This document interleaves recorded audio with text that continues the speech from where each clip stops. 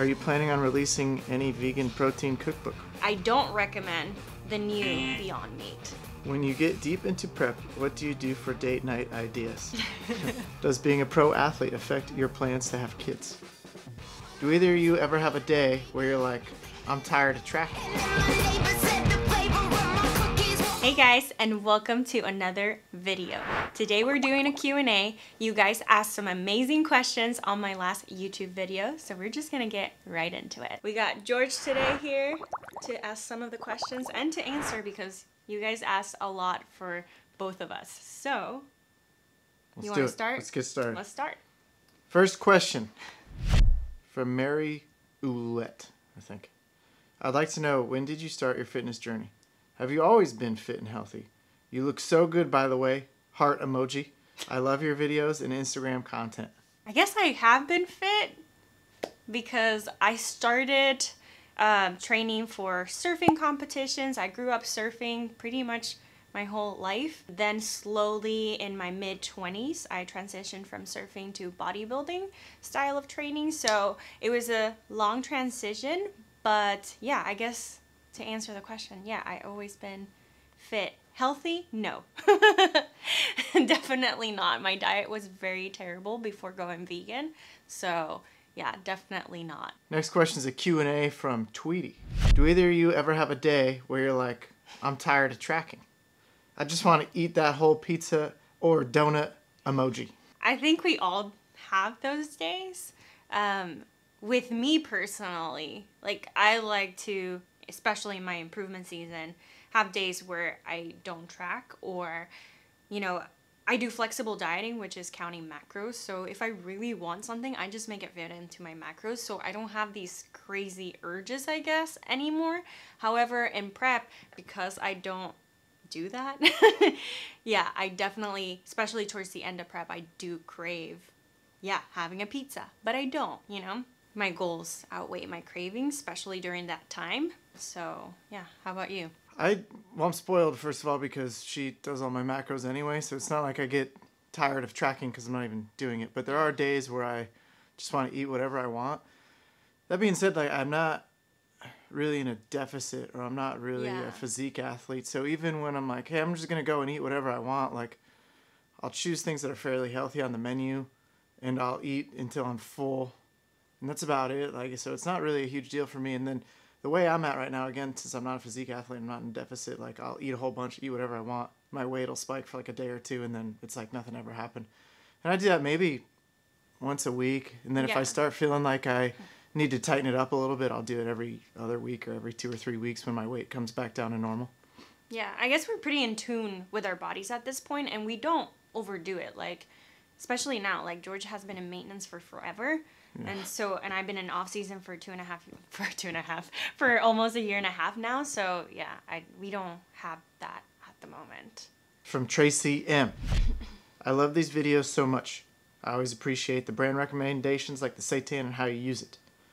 Do you have any suggestions for a good vegan jerky that's tasty and has good macros? So one of my favorites is the brand Unisoy. They're really, really good. The thing with jerkies is that they're not super macro friendly, to be completely honest, but some of them do have more protein than others. But it's more like a snack on the go, like a good snack on the go. The Louisville jerky, is that how you pronounce it? It's close, yeah. I think that's it. That one's really good. It doesn't really have like a jerky texture. It's kind of like in its own category, but it's very delicious, and they have tons of flavors. They're all over the place at Whole Foods. I've seen it at Target.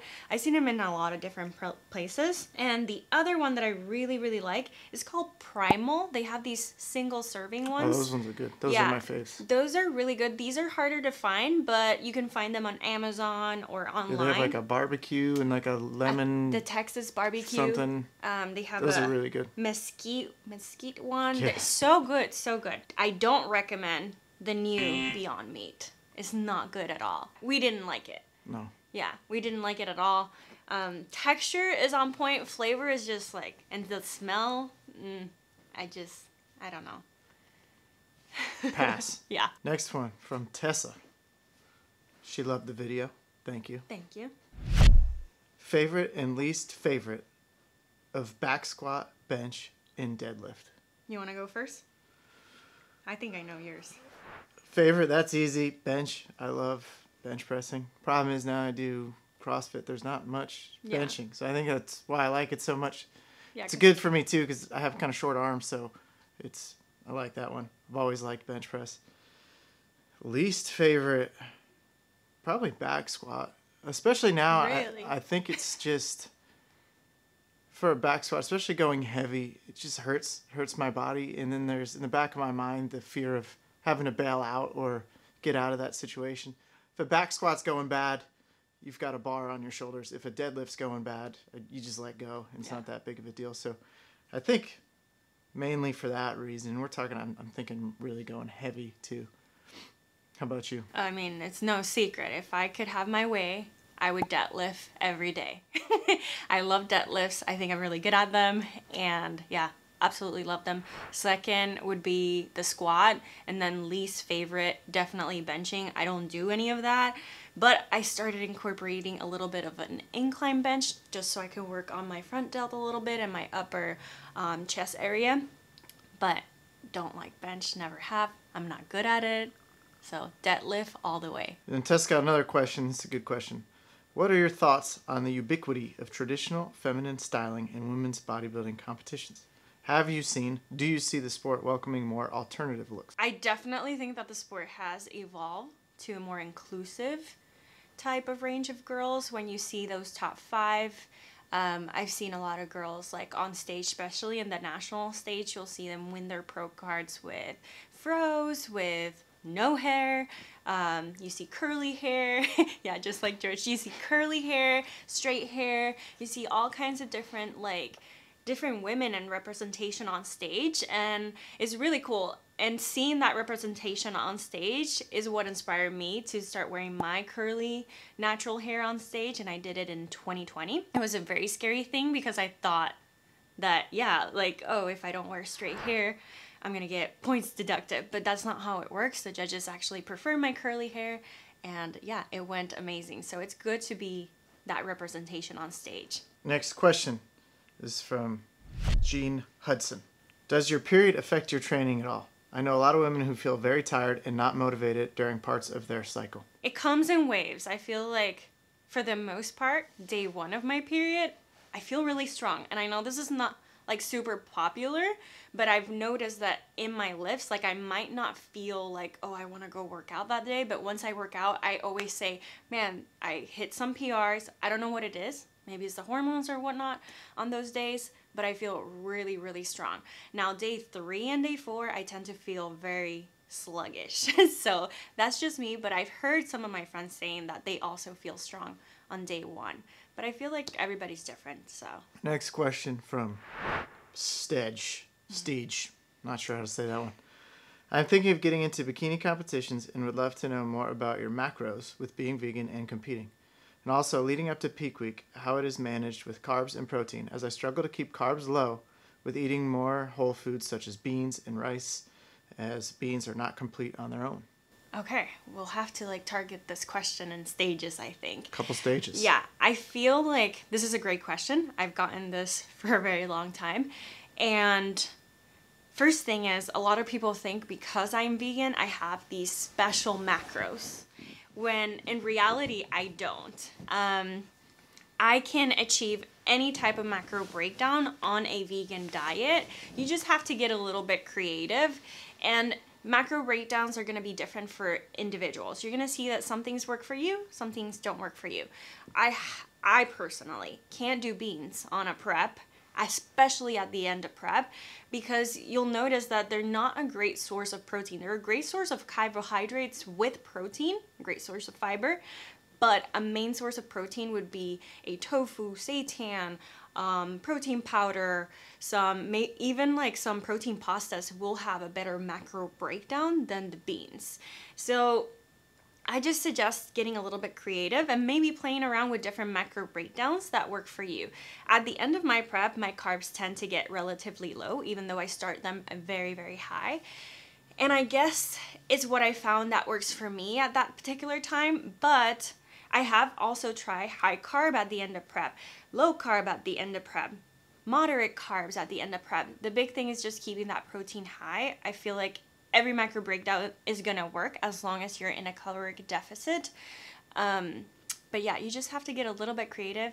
Check my playlist here on YouTube of my vegan bikini prep diaries. I have what is it, 4 seasons now? We got 4 seasons on the channel. Lots of seasons. And you've seen how I evolve my diet, and different, I feel like every single season has been different. So check those out for inspo. I hope that helps. All right. Next question is from Tan L. Hi guys. Hey Tan. Hey. I've been watching all your videos. You're both very inspiring. Thank you. My question from watching and listening to you, Natalie, is you have said you do the same exercises. When do you know to increase the weight? I want to push, but don't want an injury.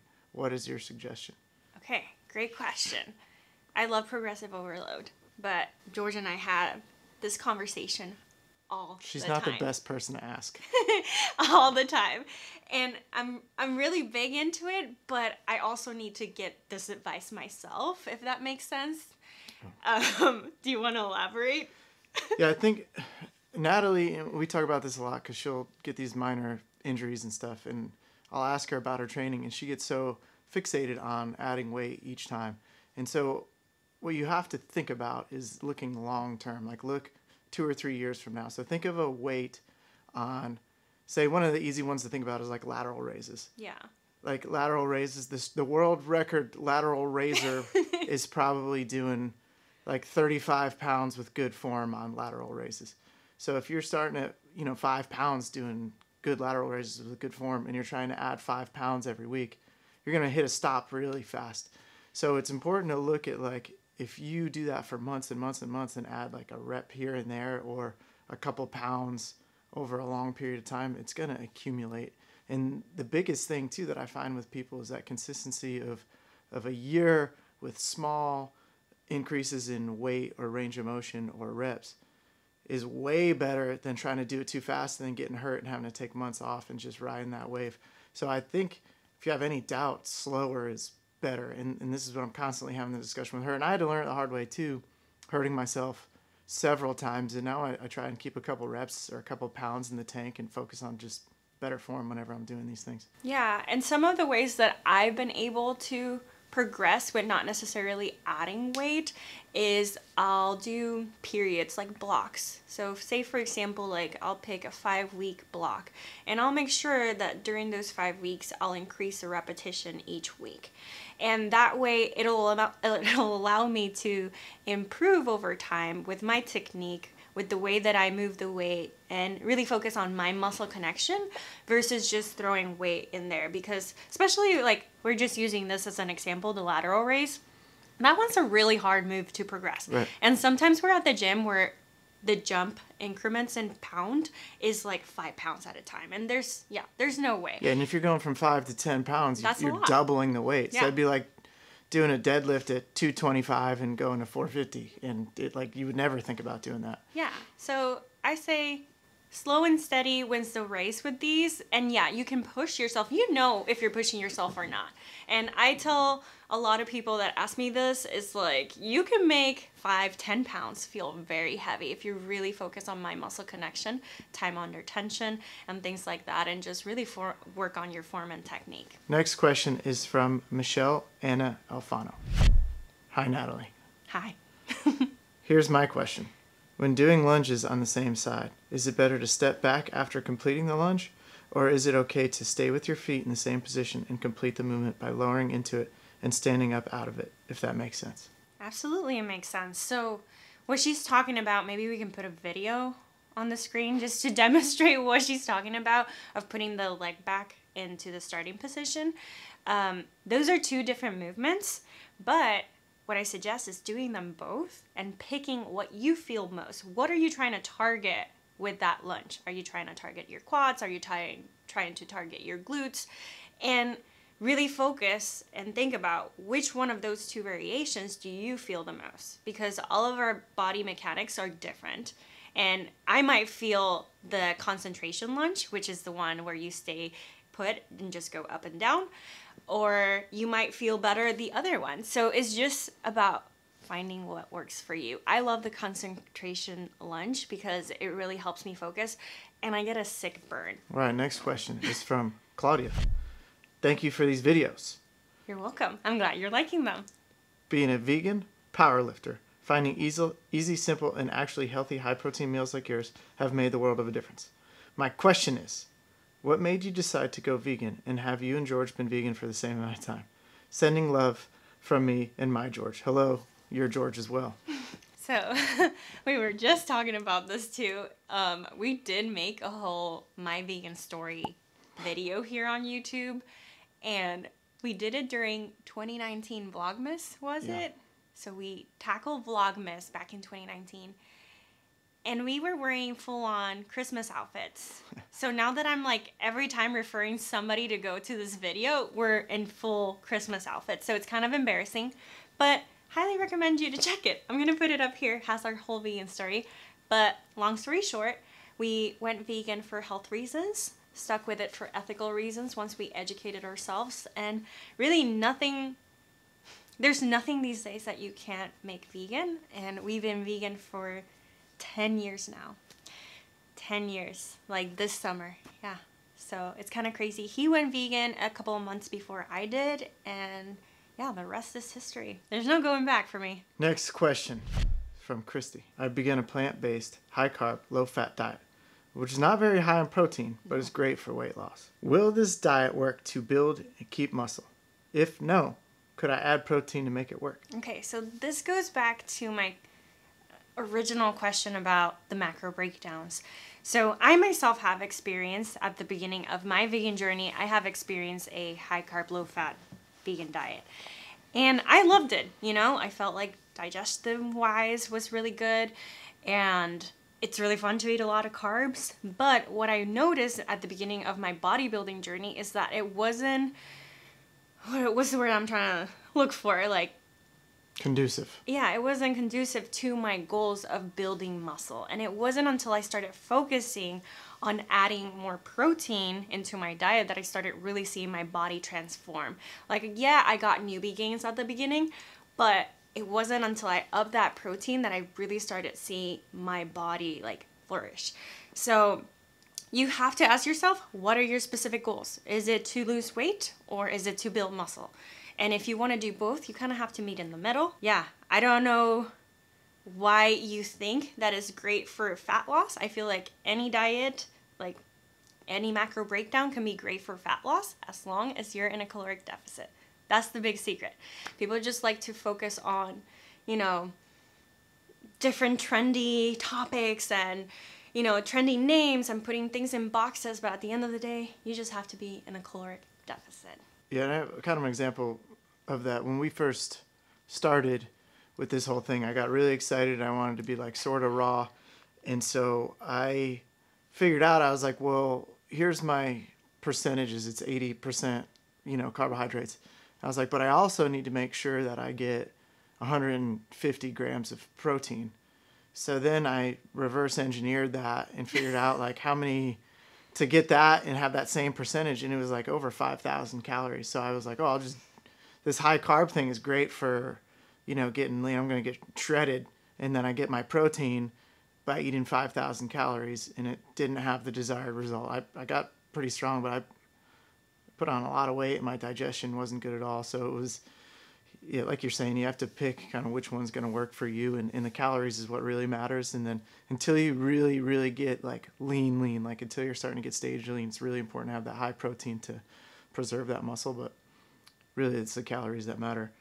Yeah, absolutely. And another example is like, yeah, you were hitting 5,000 calories, which is way above George's maintenance. So yeah, he was just putting on fluff weight, basically. But I feel like the high carb approach does have a place in like the endurance athlete type of feel. So I feel like, again, you just have to really think about your specific goals and what you're trying to achieve. And what feels good, like how your digestion is and what you can stick to, what makes you happy. Yeah, we've been through different phases in these 10 years of being vegan. We've done high carb, low carb, we've done moderate, and I think the flexible diet has really worked for us and for our specific goals. Having a decent amount of protein, specifically for me, because I am a physique athlete, I bodybuild, and George really wants to stay lean but still continue to build muscle. So, but still have enough carbs that he can perform. And same with me. I need carbs so I can make sure that I'm crushing at the gym. When you get deep into prep, what do you do for date night ideas? Are you supportive when the other person needs rest or a break? I'm currently 5 weeks out from my first show. My boyfriend used to play minor league ball. He understands. So they're kind of having the same issue. Okay, so first of all, at 5 weeks out, I am not getting near a restaurant. You're way too close. You're almost there. Don't worry about, going out to eat. Right now, focus on finishing that goal. And you can worry about the food later. But you can get very creative with date nights. George and I tend to go on long walks together. He calls it sympathy cardio. Specifically because at that point, I have a lot of cardio to do. So we go on walks together. We do things together. And what else? Do you remember? I feel like I haven't been on stage in almost 2 years, so it's kind of hard to think back. But you're really the dates. Yeah. Go away a little bit, and it's a challenge, but it's like you said, you understand, if you're wanting to be at the highest level, that you have to make those sacrifices, and I get that. So we try and do the sympathy cardio. It's funny, I'll usually end up losing weight too, because since we're not going out and then I'm doing a ton of cardio, I'll accidentally be in prep for a little while. So it's always kind of interesting, but I don't know, we make it work. Yeah, there's a time and a place for everything, and I feel like when prep starts, it's game on for me, and he's my number one supporter. He's like, what can I do to support this journey? And yeah, we do incorporate dates here and there at the very beginning, when I'm 20 weeks out. But yeah, those slowly start going away, because when I'm in prep, it's game time. But yeah, you just kind of have to get creative. All right, this next one's from Bree Medeiros. Your videos always inspire me to be consistent with my diet and training. Do you have a rest day? If so, is it a low intensity training or a real rest day? And then she also wants to know when you're going to be on stage again. All right, so the easy question. I'll be on stage early next year. So really excited to come back to the stage and do prep and do the prep series, which I love doing with you guys. It's so much fun. And then, what was the first question? I lost rest days. Rest days. Yes. So rest days are super important. I have 2 rest days. Sometimes I'll go and hike, or sometimes I'll go, for example, this weekend, I really wanted to surf because there was a little bit of surf and I had the surf bug, and surfing is still such a big part of my life that I needed. So yeah, I do it, but then I do kind of suffer the consequences. Today I woke up a little bit sore and I was like, oh, I wasn't supposed to be sore. I was actually supposed to be recovering. So yeah, it's kind of like a give and take. But yeah, during prep, I am very structured and I make sure to take my rest days. No surfing during prep because recovery is huge for me. And yeah, you just need to make sure that you're recovered to tackle another week. So yeah, take your rest days. Sit down. They're just as important as your training, if not more. Next question from Before the Bell podcast. What would you say is the key to the longevity of your relationship? Oh, you want to read the other one? There was another one too. Oh yeah, we got another relationship question too. So similar, from Rowena Anderson. What's your secret to a happy and long-lasting relationship? I would say first and foremost, honesty. Being straight up with the person, and yeah, no secrets. I feel like, George and I think the most important thing is that from the very beginning, we were straight up from a lot of things that might have come up in the relationship that usually can be a deal breaker for some. George and I were very upfront about it at the very beginning of our relationship, and we love spending time together. We're besties, we're best friends. So when we're actually spending time away from each other, we're like, oh man, we're struggling big time. So yeah, we've been together now, what was it, 12 years, right? No, more. I don't know. Yeah, 12 years. We're losing count, guys. We're getting old. Been too long. So I think the most important part about the relationship and making it work is first and foremost finding the right person. I think we lucked out. We found each other, and I think we're meant to be together. So it doesn't feel like work. It doesn't feel like a lot of effort to make the relationship work for us. And that being said, I think we do put a lot of work into it. We're constantly working on our relationship and doing things to try and bring us closer together. So it's to find the right person and then keep working at it so that it stays fresh and the love stays the same throughout. Yeah, I feel like it hasn't been rainbows and butterflies either. No. Like we had our down moments just like any other thing in relationship. But yeah, it's what you do to get back up, and like what George says, just continue to put in work. I feel like a lot of people just kind of give up. Yeah. You know, and not being disrespectful or anything. It's just like, it's the truth. They give up, but you have to continue to put in work. And like, yeah, we're now in year 12. Yeah. And I still feel so much love for this human. And yeah. And turn towards each other too. Like when those bad moments happen or when you're struggling, turn towards each other. But also, you know, when she's out and doing her thing and trying to be the best in the world, like, we turn towards each other, we encourage each other, we're each other's biggest fan. So I think that's important too, just hyping each other up. And even though you can be on your own journeys, just fully support each other in whatever that is. Yeah, we love taking turns too. Like George has taken a lot of turns with my competition journey, and he has sacrificed a lot because of my competition journey. And right now that I've been in off season, it's put me in the position to be that support for him. He has started doing a lot of CrossFit competitions. He did Spartan races, and then we got to do one together, and that was really fun. You ran 400 yards in a marathon and almost went in a cardiac arrest. Yeah, I don't do cardio, but I really wanted to support him. He was struggling in his first ever marathon. Obviously, who wouldn't? Yeah. And yeah, I ran the last bit with him. So yeah, it was really fun. So it's cool to be that support system for him because he's done it for me for so long with surfing and now bodybuilding. So yeah. Speaking of relationships, from Andrea, does being a pro athlete affect your plans to have kids?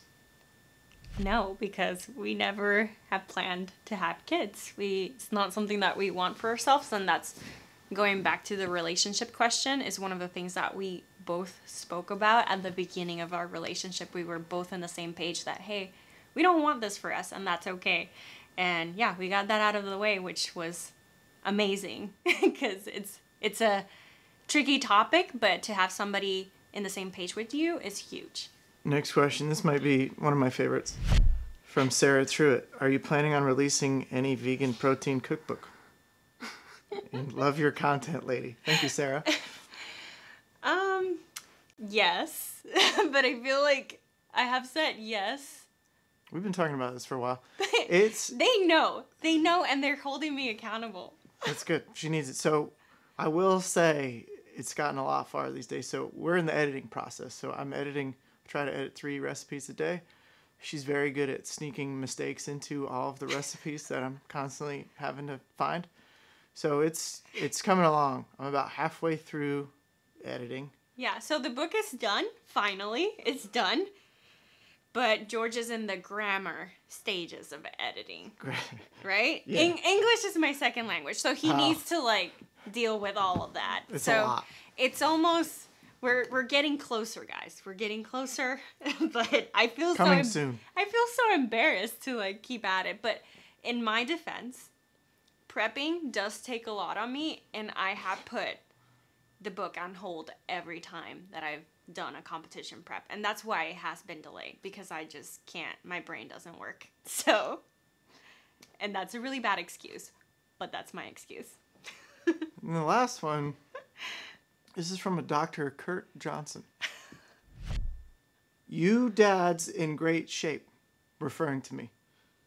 Hope I can be in that good of shape as I age. First of all, where's your question? Second of all, Dr. Kurt Johnson, are you a real doctor? Because you don't spell very good. How about that? All right. Well, that's all the time that we have for... Are you going to look or ignore? I thought you were doing it on this one. So we're just going to... we're going to close it out over here? Okay, Yeah. sure. Okay, here we go. All right, so that's all the time that I have for today. Thank you so much to everyone that, plopped their comment and your question. Thanks for plopping. In the last video. These were so good. It was so much fun. I don't often do Q&As here, so it's been really fun to answer them, especially with Jorge, aka George. And yeah, thank you so much everybody for watching. And you got anything else to say? No. So don't forget to like this video if you enjoyed it and subscribe to my YouTube channel, and I'll see you on the next one. Bye!